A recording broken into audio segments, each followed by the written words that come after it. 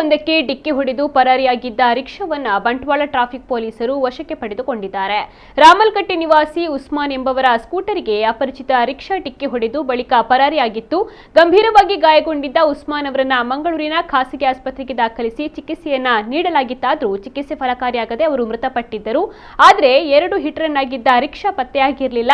Rickshaw ಡಿಕ್ಕಿಯಾಗಿ ಪರಾರಿಯಾಗಿರುವುದು CC ಕ್ಯಾಮೆರಾದಲ್ಲಿ ಕೂಡ ಸೆರೆಯಾಗಿತ್ತು. CC ಕ್ಯಾಮೆರಾದ ಸಾಕ್ಷ್ಯವನ್ನ ಆಧರಿಸಿ ಬೆನ್ನು ಹತ್ತಿದ ಟ್ರಾಫಿಕ್ ಪೊಲೀಸರು ಮಂಗಳೂರಿನಲ್ಲಿ ರಿಕ್ಷಾವನ್ನ ಪತ್ತೆ ಹಚ್ಚಿ ವಶಕ್ಕೆ ಪಡೆದುಕೊಂಡರು. ಸಜೀಪ ನಿವಾಸಿ ಕುಮರೇಶ್ ಎಂಬವರನ್ನ ಪೊಲೀಸರು ಪತ್ತೆ ಹಚ್ಚಿ ರಿಕ್ಷಾವನ್ನ ಇದೀಗ ವಶಪಡಿಸಿಕೊಂಡಿದ್ದಾರೆ.